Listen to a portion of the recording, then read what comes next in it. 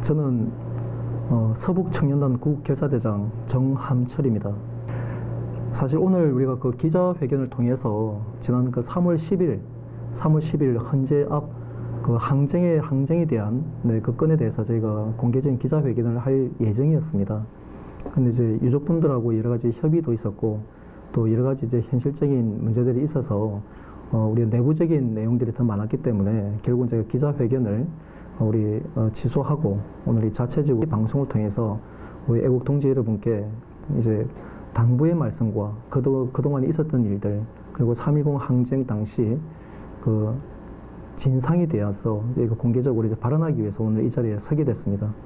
우리 그때 당시에 이제 우리 태극기 민심을 앞장서서 리드했던 분이 바로 정광용 그때 국민저항본부 대변인입니다. 그분도 그런 얘기를 많이 했었죠. 우리는 비폭력 저항이다. 절대 우리가 태극기를 든 이상 태극기를 든 국민들이 폭력을 행사할 수는 없다. 매 집회마다 강조하였고 물론 그럼에도 불구하고 그 이전 집회 동안에 몇몇 개개인분들이 일탈적인 행동을 통해서 뭐 경찰에게 폭행을 가한다든가 주변의 어떤 건물에 어떤 위해를 가해가지고 어떤 이제 입건이 되는 그런 사례는 있었다는 것을 나중에서 저도 알게 됐는데 그거는 어쩔 수가 없는 거예요. 왜냐하면 우리 단계국이라든가 그 태극기 집회 자체가 정말 통제되는 사실은 이제 그런 그 집단이 아니지 않습니까? 어떤 지도부가 이제 뭐 임명을 받아서 그 지시에 의해 가지고 움직이는 단체가 아니었고 모든 국민들이 차발적으로 각자 개개인이 어떤 그 탄핵 정국을 바라보는 그 시각에서 너무나도 분통을 했는데 그래도 뜻을 같이 하는 분들이 태극기 집회를 통해 가지고 모이는 곳이 있구나. 그 소식을 듣고 또 언론에 대해서 간간히 방송되는 내용을 보고서 한 사람 두 사람 모였던 것이 그 100만이 넘는 그 태극기 민심을 결과에 일궈내는데 그 과정들에 어떻게 그분들의 그 일일이 개개인의 일탈적인 행위까지 우리가 통제할 수 있단 말입니까? 그런 문제까지 어떻게 우리가 그 집회 신고했던 지도부에서 어떻게 그걸 책임을 질 수가 있습니까? 행진 과정에서 벌어졌던 일들. 그래서 이번에 이제 그 정광용 대변인에 대한 그 검찰의 공소장 내용을 자세히 살펴보면 그렇습니다. 3월 10일 항쟁 그 이전에 수차례에 있던 그 집회 과정에서도 태극기 집회 참여했던 사람들이 불법적인 폭력 행위, 그 불법적인 행위들을 했었다는 것들을 이제 검찰에서 강조를 했었어요. 그러나 그 어디에도 우리가 조직적으로 이제 폭력을 어떤 그 폭력적인 그리고 그 집시법 위반에 해당하는 어떤 이제 그 불법 시위 도구라든가 아니면 그런 지침이라든가 이런 것들은 일체 언급 자체가 없습니다. 애초에 우리가 그렇게 한 사실이 없기 때문이죠. 우리 지도부에서는. 저도 이제 그때 당시는 이제 그 강원 본부장이었죠. 탄기국 강원 본부장 그리고 국민저항본부 이제 강원 본부장 자격으로 우리 강원도에서 이제 차량을 다 섭외를 해서 저 위에는 속초에서부터 고성에서부터 동해 그 뭐 춘천, 화천 거기서 우리 원주까지 다 이제 차량을 이제 그 참여하실 분들의 인원을 파악을 해서 각 지역별로 차량을 배차해 가지고 제가 그 전체적인 그 강원도에서 출발한 모든 버스에 대해서는 제가 인솔 책임을 제가 졌었습니다. 그런 과정들이 있기 때문에 저도 사실은 이제 당연히 모르죠. 거기 다른 속초나 동해나 아니면은 뭐 춘천, 화천이나 이런 데서 참여하시는 분들이 어떤 분들인지 모르죠. 당연히 처음 뵌 분들이기 때문에 모두가. 하지만 우리가 이 뜻은 하나로 뭉쳤고 제가 인솔로서 이제 그분들에게 인사하고 하는 과정에서 그분들도 최대한 이제 제가 하는 방침이나 이런 걸 최대한 이제 따라준 건 사실입니다. 하지만 이제 그 검찰의 공소장 내용에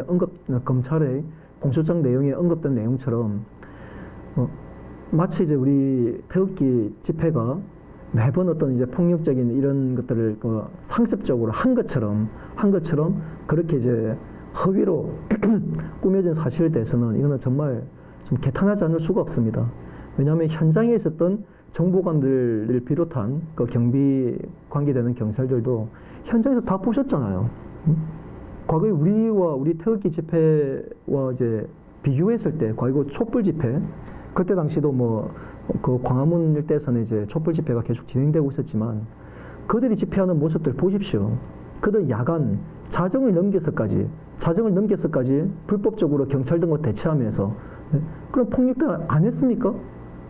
그런데 그들은 항상 그러죠. 뭐 한 사람도 입건이 없었다고. 아니 이미 시간까지 어겨가면서 그 야간에 그 경찰 저지선까지 뚫고 청와대로 향하겠다고 온갖 불법을 자행하는 그들을 향해서 경찰들 얼마나 많은 충돌이 있었고, 이미 과거에는 그들이 준비했던 온갖 쇠파이프부터 시작해서 죽창으로 해가지고 실명된 그 현직 경찰들이 어디 한두 명입니까? 그들 집회 시위에 일을 해왔던 그 행태와 우리 태극기 민심에서 이번에 나라를 지키기 위해서, 박근혜 대통령을 지키기 위해서 했던 그 태극기 집회 행태를 비교를 해보시라고요. 어디 우리 태극기 집회를 폭력적인, 그 상습적인 이런 집단으로 몰아갈 수가 있습니까? 상식적으로 있을 수 없는 얘기입니다. 그러나 지금 현실은, 지금 우리 그때 탄기국가 국정원 국민저항본부 집행부였던 정광용 대변인, 그리고 손상대 그 사회자님 뿐만 아니라 이제 또 많은 우리 애국 동지들이 계셨죠. 현재 그 두 분이 지금 구속된 상태에서 재판이 진행되고 있습니다. 근데 지금 모두가 알다시피 지금 3.10 항쟁만큼은 우리 태극기 민심이 모두가 하나로 뭉쳤을 때 아닙니까? 모두가 하나로 뭉쳤었고, 그때는 물론 이제 김진태 의원을 비롯한 지금 뭐 조원진 의원 뿐만 아니라 또 다른 의원들도 많으셨죠. 그 여러 의원들이 함께 이제 뒤늦게라도 우리 태극기 민심에 참여했던 분들이 계셨습니다. 그들 모두가 사실 하나였습니다. 3.10 항쟁만큼은, 그리고 3.10 항쟁으로 인해서 희생됐던 그 네 분의 정말 그 구국적인 그 원혼들, 그리고 갑작스럽게 이제 가족분이 예외가 되었던 그 유족분들에 대한 문제만큼은 우리가 나뉘어서는 안 됩니다. 각자의 문제가 아니라 우리 모두의 문제, 태극기 집회에 참여했던 모두의 문제 아닙니까? 정말 지금 우리가 현재 이제 당장 다음 주죠. 다음 주 8월 16일 날 지금 정광용 대변인과 이제 손상대 사회자님에 대한 그 재판이 3차 공판이 진행되는 걸로 알고 있습니다.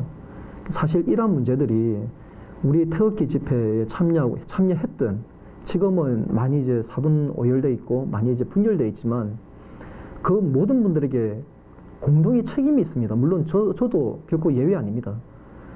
저도 그 현장에서 만약에 만약나 제가 인솔해 왔던 우리 강원도에서 인솔해 왔던 분 중에 누구 한 분이 그렇게 희생을 됐다면, 아니면 크게 다쳤더라면 제 입장은 어떻게 겠습니까? 그렇듯이 우리가 3월 10일 항쟁만큼은 정말 이게 결코 우리가 지금 이미 구속되어 있는 그분들만의 문제는 절대 아닙니다. 우리 태극기 집회에 참여했던 우리 모두의 명예고 우리 모두의 운명이라고 봐도 과언이 아닙니다. 만약에 그분들이 정말 법정 재판 과정에서 중형을 받는다든가 정말 구속되는 그 사태까지 이제 지금 이미 구속 재판 중이지만 만약 구속의 형기가 그대로 유지가 된다면은 이거는 우리 모두에 대한, 우리 태극기 집회 참여했던 모든 국민들에 대한 검찰의 그런 결정이 될 겁니다. 법원의 결정이 되는 것과 진배 없습니다. 그래서 저는 이제 오늘 이 시간을 통해서 그때 3.10 항쟁 당시에 있었던 경찰 당국의 계획적이었던 아니면 뭐 우연이었던 간에 그들이 자행했던 그 과실에 대한 아니면 미필적 고의에 대한 그 사망 사건에 대해서 제가 구체적으로 말씀을 좀 드리고자 합니다. 이미 많은 우리 애국 동지님들이 그 락TV를 통해 가지고 그때 당시 3.10 항쟁 당시에 있었던 이제 그 일련의 일들에 대해서 세세하게 아마 영상을 다 보셔서 알고 계실 겁니다. 저도 사실 그 3.10 항쟁건으로 인해 가지고 경찰의 조사를 받았습니다. 그 공용 재물 손괴 미수죄 혐의로 저도 이제 그 조사를 받았는데, 물론 저는 뭐 최근에 검찰에서 그 기소유예라고 이제 통지가 왔더라고요. 기소유예는 이제 죄가 되지만 이번에 한해서 처벌하지 않는다, 이 내용인데 참 황당한 내용이죠. 제가 조사받는 과정에서 제가 느꼈던 게, 우리가 여러분 아마 기억하실 겁니다. 3.10 항쟁 당시에 우리 태극기 집회에 참여했던 분들 8대 0이라는 정말 상상할 수 없는, 이거는 대한민국 역사뿐만 아니라 전 세계사에 있어서 헌법재판소가 운영되고 있는 각 모든 나라에 있어서 이거는 이런 사례는 거의 없다고 해도 과언이 아닐 겁니다. 그런 이제 8대 0이라는 말도 안 되는 이런 결과가 도출이 되었을 때 모두의 심정이 어땠습니까? 정말 그 격분이라는 게 단순히 이제 분노를 넘어선 문제 아닙니까? 왜? 나라가 끝장나는데, 네? 나라가 끝장나는데 일국의 대통령마저도 그 거짓된 여론 선동과 네? 그 왜곡 조작된 그 증거 자료들, JTBC에 의한 그 조작된 그 증거 자료들에 의해서 철저하게 네? 그 대통령조차도 저렇게 정말 무참히 짓밟히고, 그리고 인간으로서, 사람으로서, 대통령 이전에 인간이고 한 여성이기도 하지 않습니까? 사람으로서의 권리, 그 영유해야 될 최소한의 인권마저도 무참히 짓밟힌 그 현장에서 그러한 결과를 봤을 때 어떤 감정이 있겠습니까? 네, 여러분들도 다 아시죠? 일부 우리 태극기 시민들이 뭐 격분해서 차 위로도 올라가 있었고, 이제 차를 밀기 위해서 이제 그 충돌하는 과정들도 있었고, 그 과정에서 이제 일부 우리 태극기 동지들이 그 쇠파이프하고 이제 그런 것들을 이제 들고 있는 모습들을 제가 보게 됐습니다. 저도 당연히 이제 그 집회 현장에 가장 이제 경찰과 충돌하는 그 현장이기 때문에 그곳에 제일 전면에 서가지고, 제일 전방에 가가지고 우리가 추구했던 비폭력 저항, 반드시 그걸 지켜야 되기 때문에 저는 현장에서 그걸 좀 관리를 했었습니다.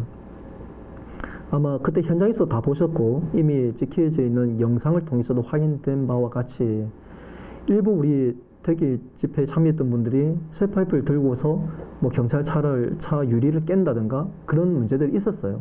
그리고 경찰 향해서 쇠파이프 휘두르는 모습들이 있었어요. 저는 깜짝 놀래가지고 그분들에게 가서 설득을 했죠. 이건 아니라고. 우리는 그 비폭력 저항을 외치려고 한 거 아니냐고. 기꺼이가 죽을 각오로 우리가 그 불의한 공권력에 맞설 수는 있을 망정 우리가 불법적인 폭력 행사해서는 안 되지 않습니까?라고 쇠파이프 주십시오라고. 그래서 그분들은 이제 저를 알아보시는 분들은 제게 성금 주셨어요. 그럼 제가 그걸 회수를 해서 경찰에게 그걸 던져줬습니다. 그런 회수가 한 10여 차례가 계속 진행됐고요.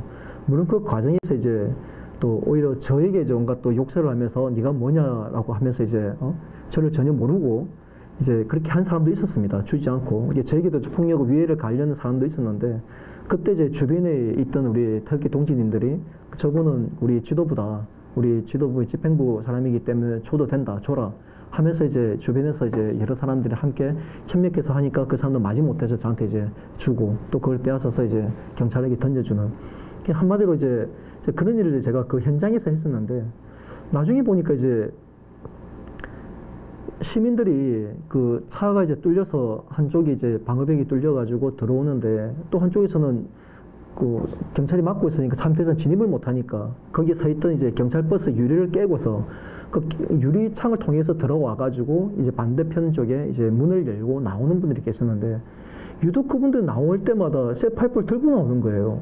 뭔가 무기를 하나씩 들고 나오길래 깜짝 놀래가지고, 그래서 제가 밑에 뛰어내려가가지고 그 차 위에 있다가 뛰어내려가서 그 경찰차 안을 제가 들어가 봤습니다. 들어가 봤는데 경찰차 안에 이제 그 보통 이제 양쪽 좌우측으로 해가지고 의자들이 있어야 되는데 의자들 다 떼놓은 거예요. 의자가 다 탈거된 상태에서 가운데 반대쪽 뒤편으로 보니까 이제 쇠파이프부터 시작해가지고 온갖 장대, 네? 그리고 또 톱이 연결된 장대부터 해서 로프, 흰 로프, 사다리, 각종 이제 뭐 폭력도가 됐던 이런 것들이 절벽에 있는 거예요. 그때 이제 한 사람이 거기서 이제 우리 창문으로 넘어와서 입구로 나오는 분들한테 그 쇠파이프 들고 나가면서 지워주는 모습을 보고서 내가 사진을 찍으려고 휴대폰을 꺼내가 찍으려고 하니까 그분이 저한테 이제 찍지 마시라고 그러게 되더라고요. 그래서 저는 그때 그 순간에는 이분이 혹시나 우리가 또 태극기 집회에 참여하신 분인가 싶어서 제가 이게 사진 증거 남기는 게 우려할까봐 그래서 제가 그렇게 우리 편이라 생각하고 저는 휴대폰 바로 접었었습니다. 제가 그렇게 나왔었죠. 그렇게 나와서 이제 나오고 그다음부터 제가 절대 나누지 마시라고 하면서 이제 그거 됐는데 그 이유는 안 났지만 그 이미 나왔던 것들은 다 회수해서 이제 경찰에 다 넘겨줬어요. 근데 나중에 보시면 알겠지만 우리 차량을 이제 경찰 버스를 이제 잡아 당겼던 하얀 로프들 있잖아요. 그게 다 경찰 버스 안에서 다 나왔어요. 그 모든 게. 사다리도 그거 다 경찰에서 다 나왔어요. 저는 처음에는 너무 놀랬죠. 도대체 이게 어디서 왔는지. 이 쇠파이프부터 시작해서 사다리, 로프, 그 큰 물건들을 우리는 다 전국에서 이제 버스로 이동해가지고 오신 분들도 계시고, 개별적으로 오신 분들도 계시고 하는데, 한 분도, 최소한 저는 강원도에서 인쇄로 갔기 때문에, 단 한 번도 이제 그런 걸 준비한 사실이 없거든요. 우리가 들었던 건 태극기 봉밖에 없습니다. 플라스틱으로 된 봉. 물론 알루미늄 된 봉도 있었지만, 그런 태극기가 이제 매달리는 거였기 때문에, 자, 그런 상황들이 있었어요. 자, 그런 일들이 이제 벌어지고 난 다음에 결국은 어떻게 됐습니까? 제가 이제 조사받는 과정에서 내가 담당 수사관한테 그 이야기를 했어요.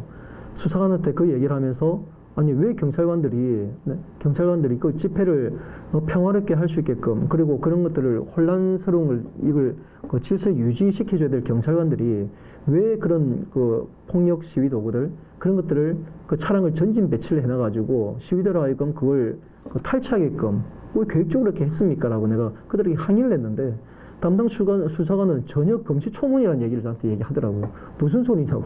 저보고 제가 지어낸다고. 상상 속에 지어낸다고. 어떻게 그런 거짓말 하냐고. 나 이런 말 하기에 내가 너무 황당하고 어이가 없어가지고 그때 직접 들고 나오신 분이 한두 분입니까?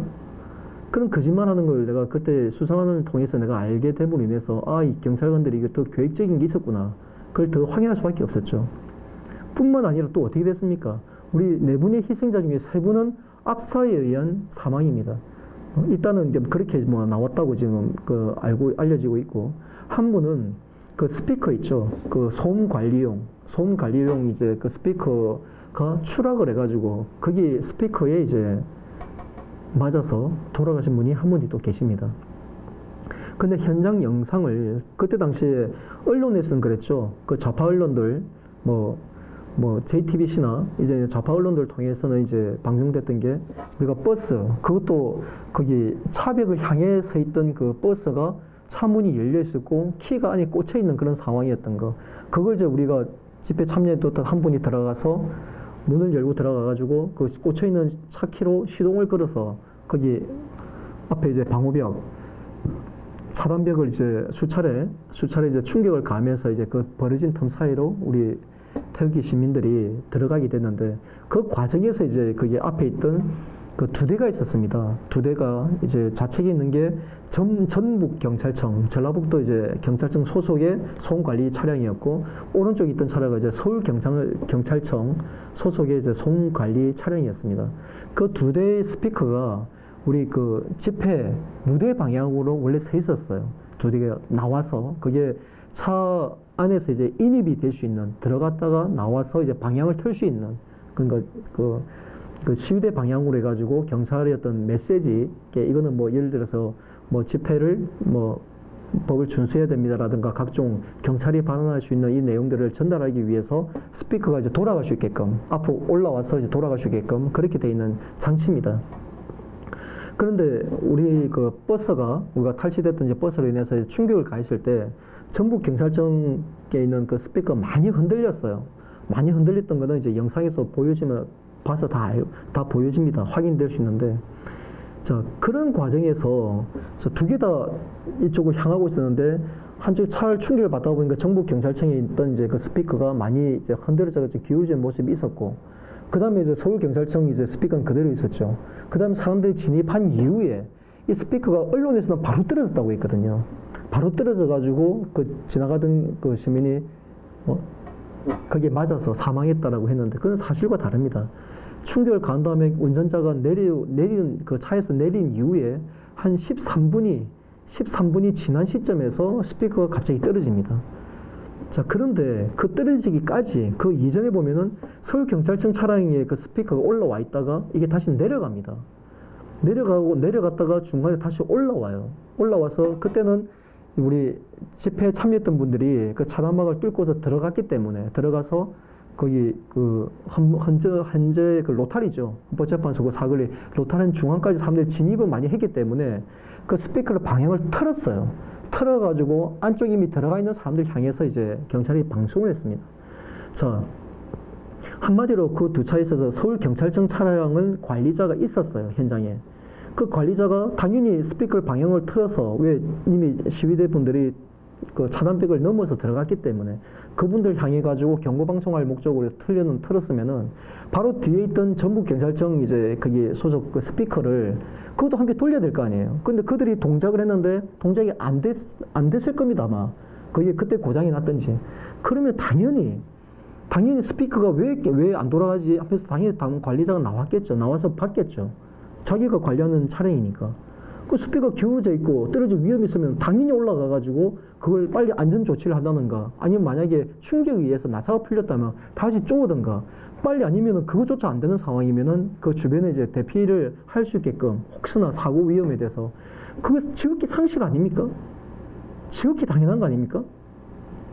뭐 일반적인 시민 같은 경우도 당연히 그런 위험 요소가 발견되면 바로 그걸 대처를 하고 안전 위험을 알리고 이제 그걸 하는데, 경찰 당국이 그것도 그 상황에서 그 수많은 사람들이, 네? 그것도 8대 0이라는 정말 우리가 상상할 수 없었던 그런 이제 그 만국적 판결로 인해서 많은 국민들, 태극기 민심들이 분노하고 격분되어 있는 그런 상황에 그 스피커가 기울어져 있는데도 불구하고 그 관리자가 그걸 외면을 했어요.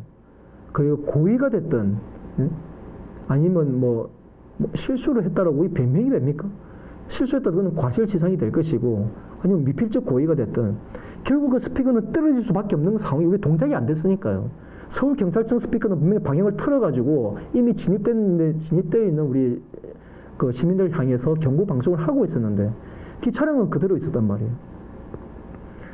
근데 여기에 대해서 어느 누구도 사실 그 경찰에 대해서, 이거는 어찌 보면 유가족분들도 이 내용을 다 본 걸 알고 있습니다. 유가족분들도 이 사실을 다 알고 있고, 사실 그분들도 그 경찰 당국에 대해서 그 사망에 대한 책임에 대해서 당연히 법적 책임을 묻고 해야 되는 게 옳죠. 어쨌든 그 상황에서 3.10 항쟁 과정에서 그게 스피커가 떨어지는 그 상황, 그게 소음관리, 전북경찰청 소음관리 차량에 대한 그 관리자, 운전자나 그 장비를 관리했던 책임자는 분명히 그 사망 사건에 대한 그 법적 책임을 반드시 져야 됩니다. 경찰은 여기에 대해서 분명히 그 사실 여부를 분명히 확인을 해서 그들이 그 의도했던 바가 있든 아니면 뭐 고의가 아닐다 할지라도 그에 대한 책임은 경찰 당국에서 분명히 져야 될 부분입니다. 그리고 거기 그 차량 안에, 경찰 차량 안에 뭐 나중에 제가 뭐 정보를 통해서 확인한 바로는 뭐 그러니까 우리 시위대, 경찰 당국에서 이제 시위대를 대처하는 훈련을 하기 위해서 이제 그냥 시위대로 분장한 이제 경찰들이 들고 있을 이제 쇠파이프라든가 이런 걸 그 담아놓고 이제 훈련할 때 쓰기 위한 그 차량이 있다고 해요. 노후된 차량 안에다가 이제 보통 이제 그런 걸 보관한다는데, 근데 그 차량을 이제 전진 배치한 거에 대해서는 솔직히 그는 이해하기가 어렵죠. 물론 이제 뭐 그분들은 또 그럴 수는 있겠죠. 바로 반대편에 또 촛불 집회 쪽이 있었기 때문에 걔네들은 사실 만약에 이제 탄핵이 기각이나 각하가 됐더라면 한마디로 걔네들은 그 실질적인 이제 이미 그런 경험과 노하우와 그런 조직들이 갖춰져 있는 전위대 조직들이 있거든요. 그들은 이미. 그들 대비하기 위해서 뭐 갖다 놨다고 그게 핑계 댈 수 있겠지만, 아무튼 그 문제에 대해서도 제가 경찰 조사받을 때 경찰들은 전혀 마치 모르는 것처럼, 네? 그런 사실조차 존재하지 않았던 것처럼 한 행위에 대해서는 분명히 책임을 져야 합니다. 그래서 그 3.10 항쟁 당시에 희생자 발생했던, 그리고 압사에 의해서 사망했던 그분들도 마찬가지죠. 그분들도 경찰 당국 그렇잖아요. 우리가 정말 그 상황을 다 예견하지 못했나요? 가포 비상행까지 내릴 정도였으면은 정말 그런 안전사고라든가 희생자가 발생할 수 있는 그런 것까지 충분히 다 고려하고서 대비를 저는 했을 거라 봅니다. 그 당연히 뭐 경찰이 어디 뭐 하루 이틀 이제 그 시위 진압 훈련을 한 게 아닐 테니까요. 그런 중차대한, 그리고 국가의 국운이 걸린 문제에서 그렇게 또 어르신들이 또 앞장서가지고 가는데, 그걸 무작정으로 이제 그 젊은 이제 전경들에게 무조건 막아라고 그렇게 해서 이제 결국은 이제 양쪽에서 밀고 밀리는 상황에서 가운데에 계시는 분들이, 전면에 계신 분들이 이제 압살을 당하는 그런 일들이 발생했고, 그런 거에 대해서는 사실 너무나도 상식적인 부분 아닌가요? 네? 많은 군중들이 몰리고 또 그런 가포 비상기까지 내리는 상황이라면은 그 많은 군중들이 이제 어떤 뭐 우리는 당연히 헌법재판소로 가려고 했고, 물론 이제 우리 가서 뭐 하겠습니까? 뭐 경찰 쪽에서는 그러더라고요. 뭐 가가지고 뭐 헌법재판소 불태우고 뭐 폭행에 하려고 하지 않았느냐. 무슨 소리예요? 우리가 뭘 준비했습니까? 당연히 기각이나 각하가 될 거라 생각이 있지, 인용을 대비한 우리가 아무런 준비가 없는데 뭘 그들에게 위해를 가합니까? 다만 정말 분노스러운 마음 아닌가요? 8대 0이라는 말도 안 되는 이 대한민국 역사에 길이 남을 그 수치스러운 이 판결을, 그걸 겪으면서 그래도 헌법재판소 눈에 보이는 곳까지 가서 그들을 향해서 우리가 목청껏 외치면서 규탄할 수 있는, 정말 피토하라 외칠 수 있는, 네? 그런 심정으로 우리가 가려고 했던 게 아닙니까? 거기 헌법재판소 가려고 했던 사람들이 주어진 게 뭡니까? 아무런 준비된 게 없었는데. 네? 근데 경찰은 마치 이제 우리가 아주 폭력적인, 아주 위협적인 이제 그런 이제 집단으로 보고서, 그런 사람이 이제 죽고 나가 몇 분이 희생이 될 것까지 각오하고서 그렇게 이제 무참하게 그렇게 진압을 하다가 그 과정에서 3분이 또 압사당한 사고가 발생했습니다. 그것도 명백히 경찰 당국의 이거는 과오죠. 그 부분에 대해서도 경찰 당국에서, 그러니까 저희가 사실 고발한 사항이 있습니다. 이미 고발한 사항이 있는데, 엊그제 이제 거기 그 중앙지검에서 연락이 왔어요. 연락이 와서 18일인가요? 18일 날 제가 그와 관련해서 이제 조사를 받기로 했습니다. 거기에는 이제 제가 18일 맞네요. 18일 날 저희가 조사받기로 했는데, 고발인 입장에서 이제 그때 당시 경찰 당국의 어떤 그 시위 어떤 관리에 대한 그런 행위에 대해서 했는데, 그때는 저희가 그 고발장 내용에는 스피커에 대한 문제에 대한 언급이 없었습니다. 그리고 경찰 버스 내에 각종 이제 집회도구를 그걸 비치를 해서 우리 격분한 시위대 우리 시민들로 하여금 누군가가 쥐어줬는데, 솔직히 그 쥐어준 분들 솔직히 저는 의심스러워요. 그분이 우리 쪽 사람인지 아니면 어떤 불순한 의도를 갖고서 우리 정말 평화적인 집회를 하던 우리들을 그 격분한 그 마음을 이용해 가지고 폭력 시위로 변질시킬 목적으로 계획적으로 했는지 저는 아직 확인은 안 됩니다. 확인은 안 되는데, 네, 그런 거에 대해서는 이제 언급들이 빠졌는데, 그 부분에 대해서 제가 이번에 진술을 할 때 구체적으로 진술을 할 겁니다. 그래서 경찰 당국은 이번에 정광용 이제 대변인과 손상대 사회자에 대해서 정말 이거는 상식적으로 좀 있을 수 없는 얘기예요. 그분들이 앞에서 무대에서 뭐 돌격 앞으로 막 이렇게 외쳤다고 해서, 네? 그때 당시에 솔직히 그 상황이 막 발생했을 때 무대에 올라간 사람들 중에서 그렇게 외치지 않은 사람이 누가 있습니까? 모두가 외쳤어요. 모두가 돌격 앞으로, 돌격 헌재로 가자고, 네? 다들 그렇게 외쳤습니다. 그 격분한 마음에 제가 만약에 무대에 섰다면 저라도 그렇게 얘기 안 했겠습니까? 당연히 얘기했겠죠. 하지만 나중에 이제 그런 이제 사고가 발생하고, 또한 이게 그 폭력적인 이제 이런 시위로 변질된 우려를 이제 감지했던 우리 지도부에서는 바로 우리가 평화적으로 가야 된다고, 다음을 다시 이제 대선이 이제 앞두고 있었기 때문에 그걸 대비해서 우리가 차선책이지만 그걸로 우리가 이 사태를 수습을 해야 된다라고 그런 얘기도 계속 했었잖아요. 그런데 왜 그 두 분을 먼저 구속했습니까? 왜 구속 재판을 합니까? 지금 당장이라도 풀어야죠. 네? 풀어주고서 그들이 그렇게 진짜 뭐 경찰이 얘기한 것처럼 우리가 뭐 폭력을 처음부터 사주한다든가 준비한 게 이게 뭐가 있냐고요. 아무것도 없잖아요. 경찰 당국에서 그때 당시에 어제 조사한 다음에 바로 우리 지도부를 압수수색까지 했지 않습니까? 압수수색 했는데 하나라도 나왔나요? 아무것도 없죠. 당연히 없죠. 근데 결국은 정치적인 목적으로 우리 그 지도부를 구속을 해서 지금까지 이제 지금 재판을 받고 있는 그런 상황입니다. 그래서 경찰 당국은 이번 3.10 항쟁에 대해서 정말 책임자가 누군지에 대해서 분명히 밝혀서 그 경찰 당국의 책임을 분명히 인지를 하고 그걸 시인을 하시고 그에 대한 응당한 조치들을 취해 주시기를 간절히 부탁드립니다. 그리고 우리 현재 구속되어 있는 두 분에 대해서는 적극 석방을 해 주십시오. 석방을 해서 풀어주고 난 다음에 다시 조사해도 늦지 않습니다. 석방 외에 재판을 진행한다더라도 그분도 도망갈 사람들 아닙니다. 아니고 어차피 우리 태극기 집회를 대표했던 사람들이고 앞장서서 인솔했던 분들입니다. 우리 태극기 민심의 명예를 위해서라도 그분들은 어떻게 도망가거나 그럴 사람들도 아닙니다. 그런 점들을 고려해서 즉각 이제 석방해 주실 것을 강력하게 촉구합니다.